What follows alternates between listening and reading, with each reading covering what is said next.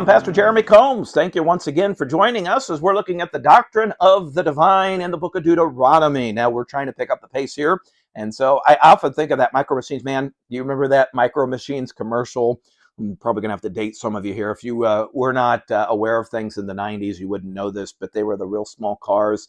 Cost a lot of money too, by the way. But the guy in the commercial would talk about, they got like an auctioneer, and he would talk so fast.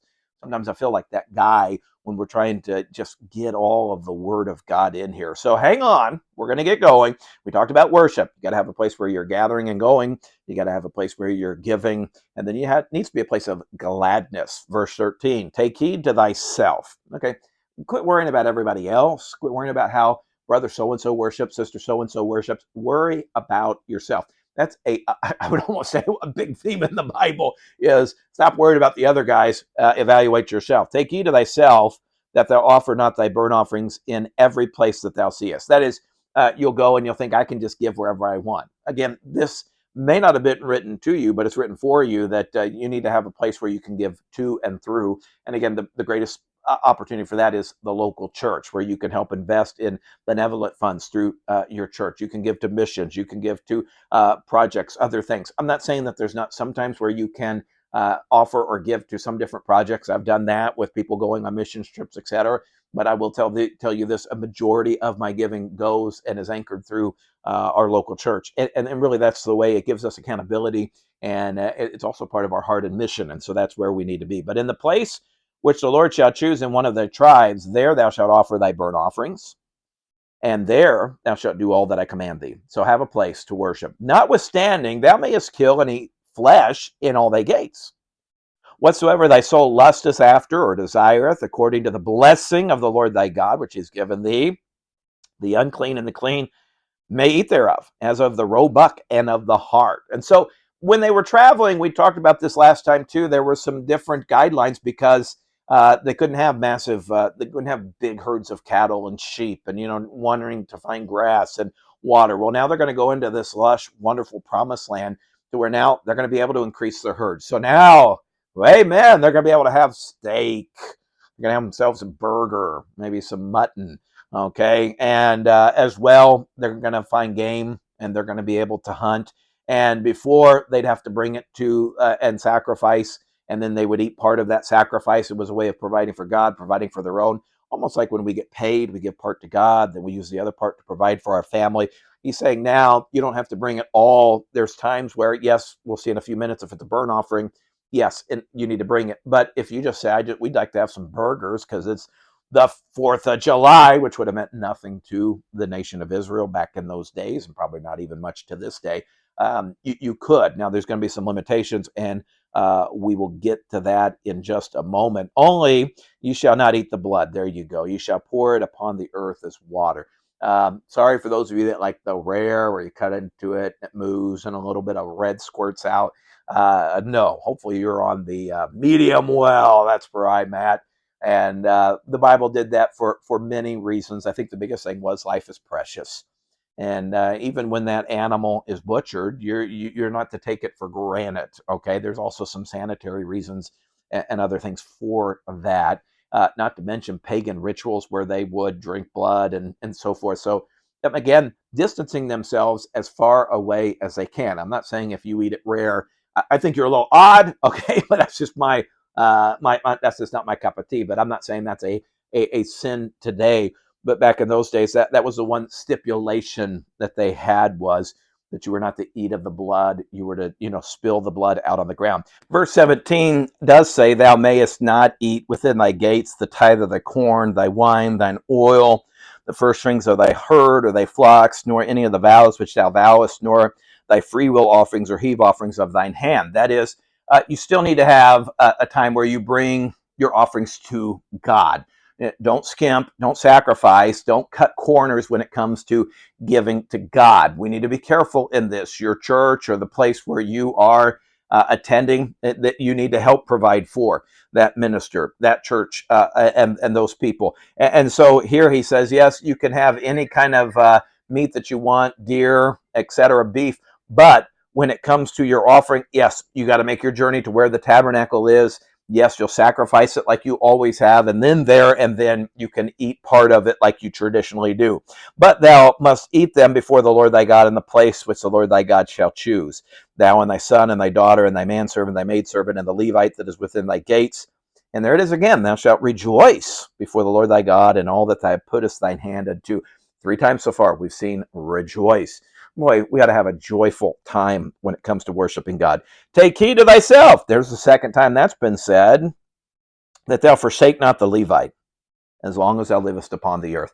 Now, I'm real careful with this because I am a preacher, and I feel like we have a great church family that really provides for our needs. But I tell you what, anytime we have an opportunity to help somebody that is, we would say, in the ministry, they minister the word of God, they're not better than anybody else. And I understand there are some that they're well off. And I'm not going to condemn or say that that's the end of the world, but I also do know, just from traveling in evangelism for 15 years, being around pastors in this area as well, that there's a lot of men and, by the way, women of God, missionaries, etc., Christian school teachers, we could put them in this category, that are sacrificing to get the word of God out. And I'm not saying that you have to give them everything and they've got to have a brand new home and a brand new car, but I think you ought to pay attention to and be aware of some of their needs, because I do know an awful lot of folks that sacrifice. I think of when I was in evangelism. I was single, had money then, okay, and I went and I did a Sunday, and I don't remember what it was, maybe $200, and I stayed in the pastor's home, and I could tell, boy, they were sacrificing, and the Lord led me, and I was just obeying God, so it's nothing on me. But I remember as we got ready to leave, I just signed the check over to him, and I said, I understand you guys have needs. Would you please, don't take this wrong, but would you just use this for you? And I'll never forget that pastor was like, well, I know of somebody down the road. And I said, you can use part of it, but I would like for you to use some of it for the kids, or, get whatever you have. There's a lot of people, and they're not saying anything about it. Sure, there's a lot of preachers and missionaries and so forth that beat the drums or evangelists, but overall, there's a lot of good men and women out there. And so do what you can to give and bless them. When the Lord thy God shall enlarge thy border, verse 20, as he has promised thee, then thou shalt say, I will eat flesh, because thy soul longeth to eat flesh. Thou mayest eat flesh, whithersoever thy soul lusteth after. So this is good news for those of you that are non-vegetarians, because according to the Bible, you could have meat. You could just not drink the blood. If the place which the Lord thy God hath chosen to put his name there be too far from thee, then thou shalt kill of thy herd and of thy flock, which the Lord thy God hath given thee, as I have commanded thee, and thou shalt eat it in thy gates, whithersoever thy soul lusteth after, even as the roebuck and the hart is eaten. So thou shalt eat them. The unclean and the clean shall eat of them alike. Only be sure that thou eat not the blood. This is the second time this is emphasized. For the blood is the life. Here's the important thing. Thou mayest not eat the life with the flesh. God values life so much. Thou shalt not eat it. Thou shalt pour it upon the earth as water. Okay, thou shalt not eat it, that it may go well with thee and thy children after thee, when thou shalt do that which is right in the sight of the Lord. Only the holy things which thou hast, and thy vows thou shalt take, and go unto the place which the Lord shall choose. And thou shalt offer thy burnt offerings, the flesh and the blood, upon the altar of the Lord thy God. The priest would help with that. The blood of thy sacrifices shall be poured out upon the altar of the Lord thy God, and thou shalt eat the flesh. Well, what's the deal with the burnt offering? What's the sacrifice? It's a reminder of giving everything we have to God, but it's also a reminder of the Lord would give his life, and he would be consumed by the wrath of God, and he would use his blood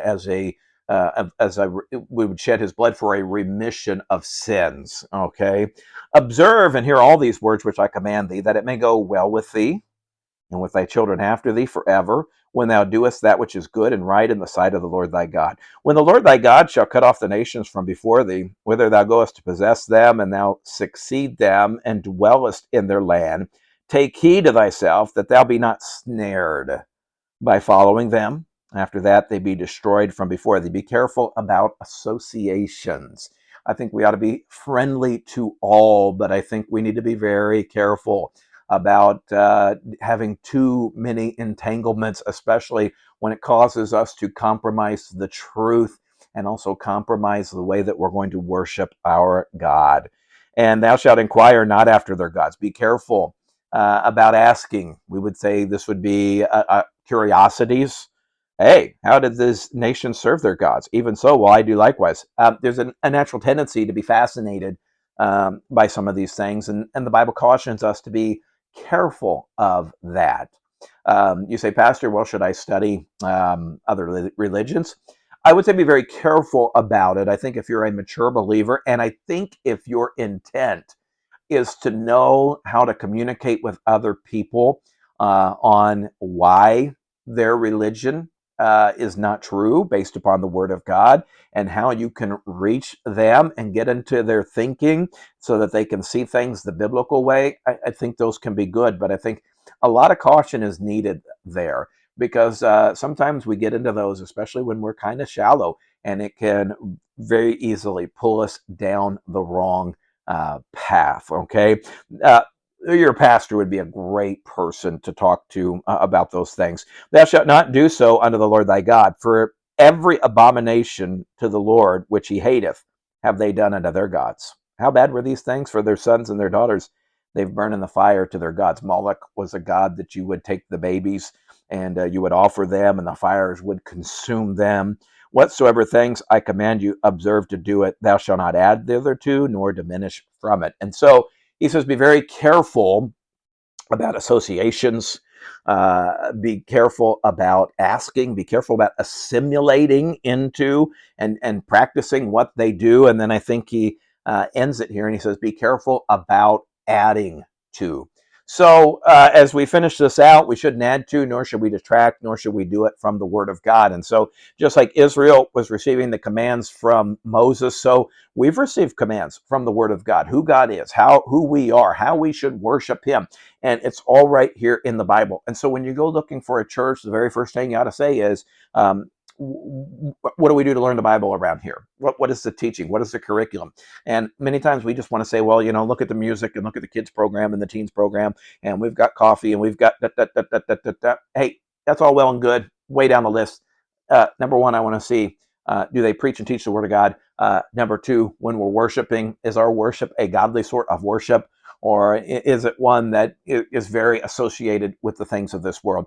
Be careful. It is a slippery, slippery slope. Well, hey, boy, we went fast and we finished up chapter 12. I'm looking at 13 right now, 18 verses. Boy, would love to be able to finish that up next time. Hey, thank you for joining us.